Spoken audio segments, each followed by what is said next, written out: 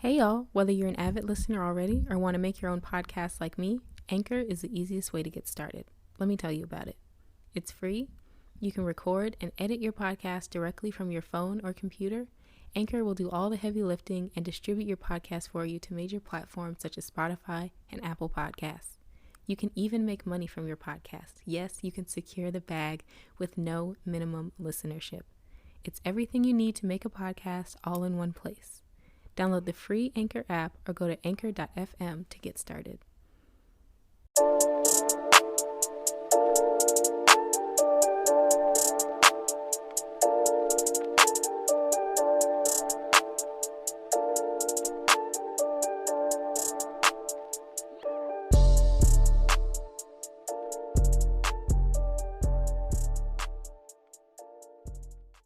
Hey y'all, thank you so much for clicking on this week's episode of Pages from My Notebook, a True to Life podcast. My name is Erica, your host, and this week's episode is all about entanglements. Yes, the now infamous entanglements that no longer means whatever it meant before Jada Pinkett Smith used it to describe an extramarital relationship.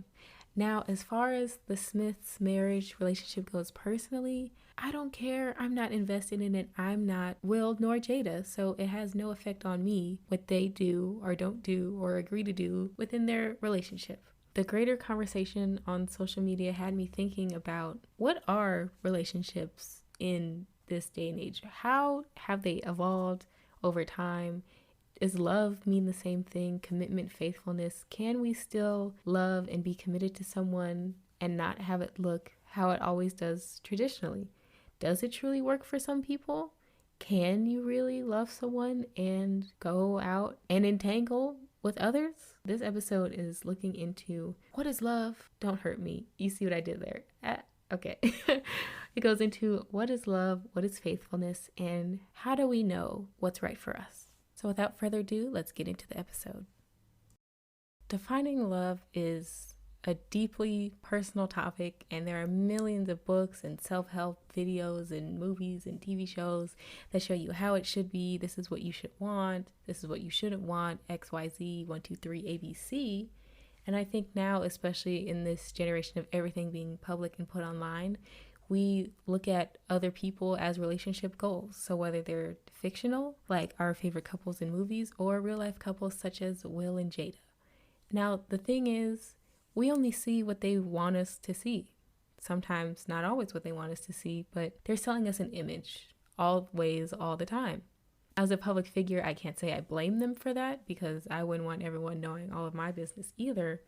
But you really have to sit back and think, you don't know these people. Even if you see two people together and it looks like they're in love, even if it's two people that you know personally, under the surface, it could be terrible. And I think that's where a lot of us go wrong because we put so much stock in this fictional idea of a relationship that we really have no part of and no business knowing. Now, it is people put it out there and celebrate their love, which I have no problem with. I love seeing it most of the time. Sometimes it's a little excessive, especially third wheeling. That's a whole nother circle of discomfort. Really, I've learned that relationship goals need to go in the trash can. You can look at a picture of a couple and be like, that's beautiful, and have it be that. I look at it more as art now. It's a painting, a picture frozen in time, an image they want you to see.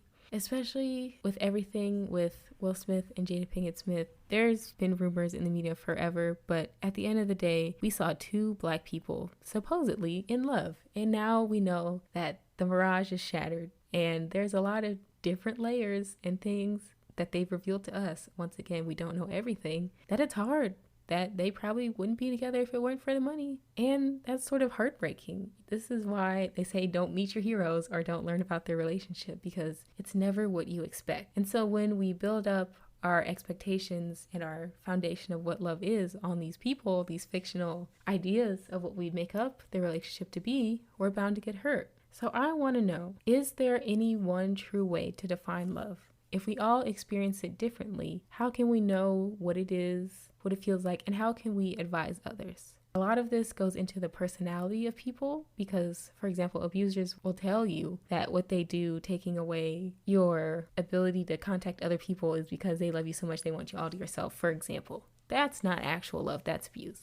love is, we know it's hard. We know it takes work. Every good married couple says it takes work. And on the other hand, people say love is easy. You just feel it, you fall into it. So where is the balance? Personally, I'm not too sure. I feel like you can fall in love easily, but at first it's not love, because I believe love takes time to develop a connection. You can love donuts, right? Because in the instant it's sweet, it's sugary, it's whatever flavor, it got sprinkles. Wow, this is great. I get this rush of something that I really like, and every time it's consistently good, so I love it. But then people aren't donuts. That sounds crazy. It sounds crazy, but we're not donuts. We're not just something you can pick off the shelf that's going to be the same processed, commodified, solidified, perfect package every time. People change every day. The person I was yesterday is the person I'm going to be in 2 years from now. You know, the person I was when I first started recording this is different than the person I'm sitting here still talking now. They're going to keep changing, you know? I'm thinking too hard about it. In terms of relationship goals, we shouldn't aspire to be someone's relationship that we know nothing about. And really, we shouldn't or don't know anything about anyone's relationship, no matter how open it may seem. Because there's some things, you're not in the little moments when they're sitting in silence or whatever people in couples do. I wouldn't know. So I'm just saying, we shouldn't have goals for something we don't know about. So then that begs the question, do we set relationship goals and expectations, or do we just experience it as it comes and learn by experience, or unfortunately trial by fire? One of the main things you hear about a successful relationship is that it's between two people and two people only. And this is called monogamy, which is defined as a romantic or sexual relationship taking place between two people exclusively. It's vaguely paraphrased, but that's what it means. Everyone thinks they have the same definition of monogamy, this dictionary textbook definition, but that's not necessarily the case. So I did a little research and learning about what monogamy is in practice and in reality, and humans are one of the few species that practice it. And there's a phenomenon called social monogamy. So that basically says we practice it in ways that benefit us in the moment and change with the culture we're surrounded by. This is where a lot of problems come, because in the origins of marriage, it was supposed to be between, well, first it was between families, so they exchanged daughters for land and property and status. And then when the church became involved, then God was involved in the relationship. And then the Victorians said, you know what? We have the middle class now, so maybe we should like each other a little bit before we do this. And that's where modern love and the wedding ceremony came to be. Within that, the vows, man and woman, those words, you know, we love all partnerships over here. This contract that's written defines monogamy one way, and the trouble comes with people not discussing what that means for them, whether or not they agree with that. And because it's a social nature, I think the overall culture has shifted that monogamy is outdated and played out, and it sort of sways you into thinking, well, maybe I should play the field. Maybe I should have 12 people on my roster, which I hate that term. I love. I'm a hopeless romantic. I covet love so much that treating it like a game to me is like almost disrespectful. Is that crazy? When we leave monogamy defined as a dictionary definition, that's where it gets misconstrued, and that's where we have room for entanglements, as Jada would say. We assume both people in the relationship have the same understanding, and that's not always true. And then there comes the deceit and lies, because one person thinks one thing, one thinks another, and they both don't ask for clarity. Now, I, once again, never been in a relationship, but I can see and I've learned from others observing y'all, because, woo child, y'all put y'all business out there. But the main thing that causes problems is communication. Nobody talks to each other. Everyone's afraid of hurting someone's feelings, or that's a big excuse I see for cheating. I didn't want to hurt her feelings. You hurt her by cheating on them? But anyway, it's communication. The bottom line is, in love and monogamy, we need to communicate what the terms are, what the boundaries are, and if it even works for that particular set of people.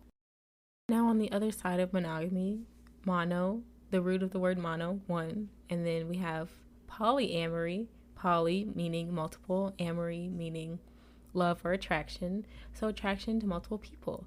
We hear polygamy a lot, which is, I believe, the act of actually marrying multiple partners. Yeah, polygamy is having multiple wives, and just like monogamy, terms of poly, I'll shorten it, relationships have to be negotiated or established between two people. And again, you can't let one person's poly relationship form yours. That would not work for me. I got a lot going on in my brain and in my heart, and I think once I find someone suitable enough to let them crack the shell. I don't know if I could fit multiple people in there. Again, that's just me because I feel very strongly about relationships. I think they're so powerful. I don't know how people have time to play the field. Like I said, I don't play sports, never did. I have asthma. So running back and forth, keeping track of different things and this number and this person, it feels a lot to me. And this is my narrow mindset because I haven't done it personally, so this is not me judging, this is just what I think. I have no way of knowing. Now, I know dating and everything can be fun, and I believe there's a period of our lives we're supposed to have fun. We're supposed to meet new people, see what's out there. I don't believe in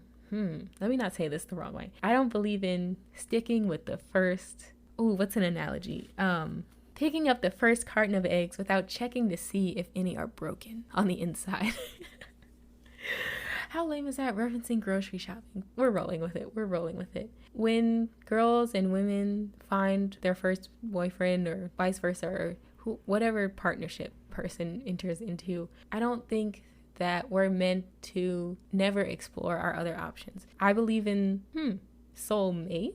I think we all have multiple, and that we're not meant to be with all or one of. No, we have different people that our souls can connect to, because out of billions of people, there are bound to be a few that are so like you or so not alike you that it works, that you could possibly spend the rest of your life with them. I believe there are multiple options out there for everybody. So going back to poly relationships, for me personally, I feel like it's busy, but I don't know what it's like. And I think the culture is pressuring people that may prefer monogamy into being in poly relationships because that's the thing to do, or because that will make their partner happy, but it's sacrificing their needs. In terms of Will and Jada, we don't know what the dynamic is. Maybe they don't like each other and they're together for the money. I believe that's what they alluded to at the red table. And to do their separate things but live in the same house. It sounds sad to me personally, but maybe there are arrangements where that would work. I don't know.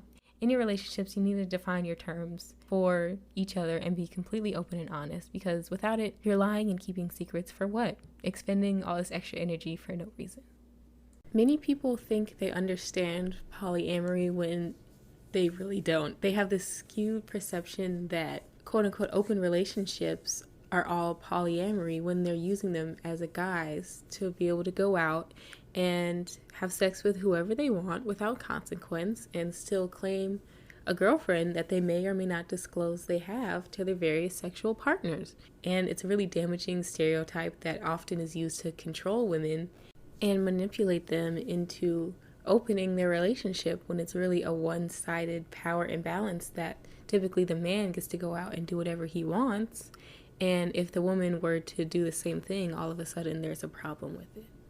We shouldn't misuse these terms into trying to control our partners to bend to our will or whatever we want. It's really damaging and dangerous and undermines the entire reason we're in relationships. Why get into a relationship with someone to deceive and control them? Why not just be alone? And changing directions a little bit, I want to get into the power imbalances between men and women, or two different partners that take different roles in a relationship, and how typically men are praised for cheating and women are vilified. As an example, we have famous men who make albums about their infidelity. 444, Confessions, is literally a best-selling album about getting somebody else pregnant. He made bops about cheating on his girlfriend. Like, Yeah, by Usher, he's literally like, I met my girlfriend's friend at the club. I didn't know they were friends. We danced together, then we had sex, and I found out they were friends. When I sat down and read the lyrics, I was like, wow, we have been dancing to this since 2004 about him being grimy. What? Yes, and it becomes commonplace. When we see Future not pay child support or knock somebody else up, it's just, oh, there he goes again. We don't condemn them for their actions. Now we don't know him personally, so no one person can do that. There's no law that says he needs to stop cheating directly, but it sets the precedent that it's okay for men to do. But when women do it, they're the worst person in the world. Men benefit from this because when they cheat, they're flawed and they need the woman's effort and energy and time to help them heal themselves. what women do with their hoes, they belong to the streets. Another term I use jokingly, but I really don't like the undertones of that. It's sending the message to women that when men or their partners commit infidelity, that it's their responsibility, the woman's, or you know what I mean, the woman's responsibility to fix it and maintain the relationship in the family, because that's what women do, and men are supposed to be wild and free and mess around because that's manly, and it's womanly to stay and take crap. It don't sit right with me. I don't like that. I don't like that. And this is especially where it's damaging, when young women get in these patterns of relationships and stay through thick and thin because they think, well, maybe this is the one love of my life, the one thing I'm supposed to do. And then, God forbid, a woman has entanglements with other people or decides to step away. Then, let's get into it, because a girl can be a whore, a slut, but then when a man sleeps with everyone, he's the man. So if a girl has a lot of quote unquote bodies and is dirty, and a man sleeps with a lot of girls and he's the man, why is he not a whore too? Or if you're supposed to avoid the girls that are easy, who are all the men sleeping with? And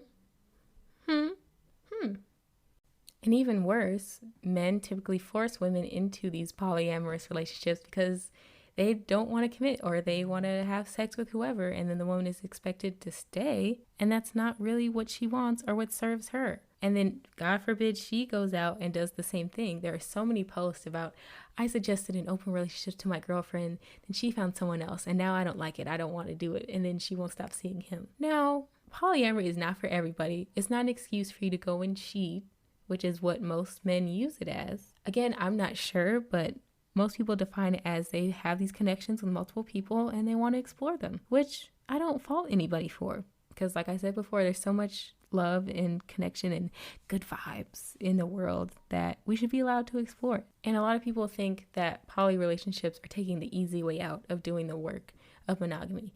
I don't agree, because how are you going to juggle all the different emotions and up and downs and favorite colors and holidays and birthdays of 2 and 3 different people? That sounds like more work than figuring out one person to me. I think the difference is that in poly relationships, you're actually trying to be in a relationship.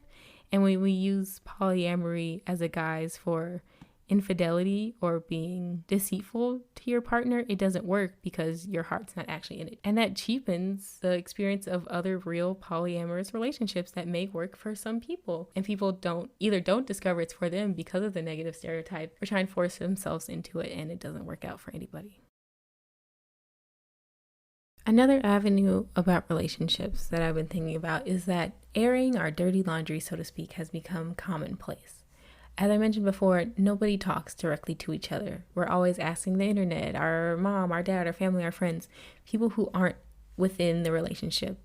Now, I feel more people should do this because they're blinded by whatever their partner's rose-colored glasses have put on them, and they don't see a lot of red flags. A lot of men, it's not bouquets of flowers, it's bouquets of red flags. He's telling you, girl, one of my favorite quotes is, when people tell you who they are the first time, believe them. Believe them, because they already told you. They tried to warn you. And I think a lot of it is we want to flaunt this idea of love, this idea of relationship goals, partly because of social media. It's visual. We want people to see us and I think inherently envy us, or to show people that we're doing better or good in this aspect of life and everything is great and peachy and I'm a good person, I'm a good woman, I'm a good man, I'm a good X, Y, and Z because I have this relationship. But when you do anything for appearances and it's not genuine, it's never solid. It's never going to work out in the end, because when you live for other people, you forget yourself. And without yourself, who are you? I can't answer it for you, and neither can you, and that's the saddest part. I love the quote that a relationship partner should support you instead of complete you, and I totally 100% agree with that, because when you bring a chipped mug to the faucet and you fill it with water, stuff is going to pour out, and you can't expect the other mugs in the cabinet to break off a piece of them to fill in the hole. That's not how it works. In relationships, you can gain things you wouldn't have had previously without the other person, but we tend to rely on other people, especially when there's an image we want to portray. When we only see the positives of relationships, the things people want to show us, we don't see what they hide. We don't see the insecurities, the dark moments, the whatever. And so when we then try to do that ourselves, we're looking for that external validation for a two-person relationship. Now, this is even worse when there's one party that's not aware of the lowdown dish that the other party is doing. And then you're out here looking like Boo Boo the Fool because he's been playing with Keisha and Ranika and Kylie. So this is the importance of communication. When it comes to relationships, a big point of tension is labels. People either want a label on something so bad they need to define it because then what are we doing here? And other people don't want labels because they feel they're restricting and holding them back. My thing is, most people looking for relationships don't really know what they want. This is layered because I believe you can go into seeking a relationship to find something out, to see the type of people that are out there. But more people go out looking to find themselves in other people, which I've discussed before is not healthy. And I asked about this topic on my Instagram, and someone shared a story with me that they met a person through a casual manner and they began a relationship. And because they didn't have this conversation, one person thought one thing was going on, one person thought another thing was going on, the trust was broken. We, especially young people, jump into these different relationships trying to, not saying that this person in that story did that, but trying to find different things from different people, and we don't check first to see if that person has to offer what we're looking for. It's like going into Target without a list, or even going with a list and you wind up with a basket full of crap from the dollar section that you didn't need. And that's adding myself. That's me. I do that. Just like defining terms of relationship, monogamy versus open versus whatever it is, the label has to start with yourself. What does the label on your heart say? What are the needs? First of all, let me say, I think nobody needs anyone else to define what they want their life to look like, whether that's in love, jobs, health, anything. When we rush into putting out this idea of a perfect relationship into the world, when we look at other people's relationships and think that's what we should have on the outside, we don't know how to do the work on the inside. We don't know how to communicate what we want because we don't know what we want. We think we want what other people have, and that's not the case. When we chase waterfalls, you drown. Stick to the rivers and the lakes that you know. And if you don't know them, go walking in the forest. Find out about the rivers and the lakes that are within you. I'm being silly. But seriously, you have to know what you want and what you deserve before you go and ask for it for someone else. And most importantly, before you let someone else label what you need or want. As the quote goes, if you can't love yourself, how the hell are you going to love somebody else? So many problems stem from people not being honest with themselves, and they search for things in other people to fix them or make them better. I believe partners can add to your life, but they don't make it. The largest takeaway I've seen from all this discussion about cheating, infidelity, is when you're with a person that respects you, when you know yourself wholly and fully and accept that there are parts of you that still are developing, and accept that you don't know everything, but once you figure out the core foundation, who am I, what do I believe in, what do I stand for, then you work on what you require, what you can give yourself that you don't need from anybody else. And from there, you go into what you want. Other people can give us what we want and supplement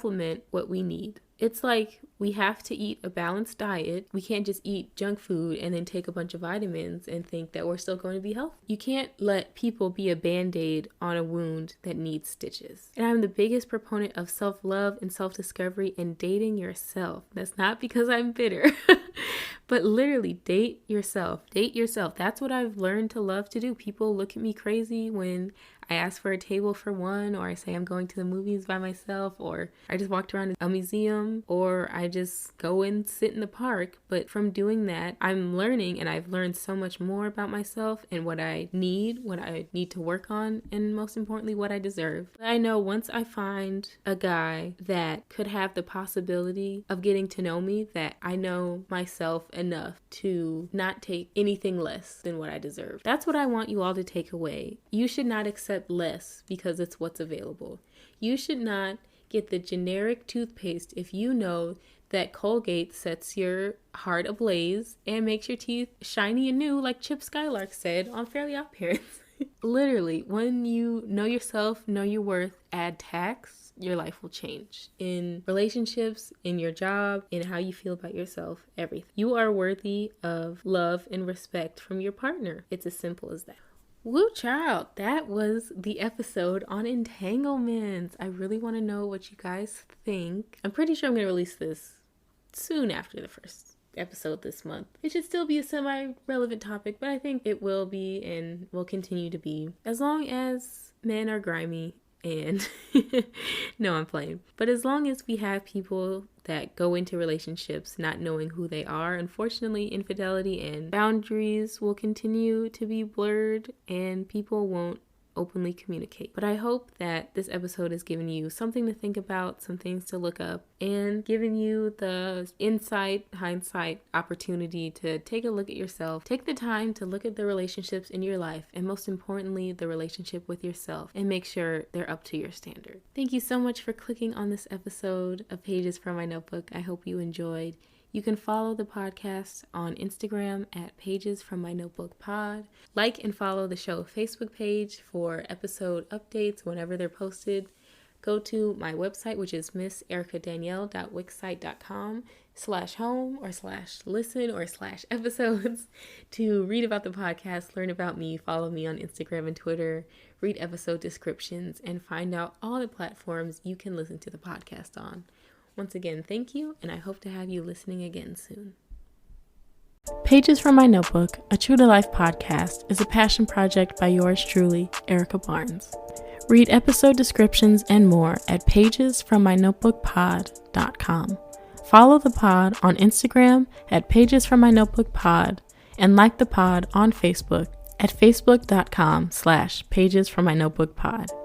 You can support the pod monthly via Anchor at anchor.fm/Erica-Barnes/support. I hope to have you listening again soon.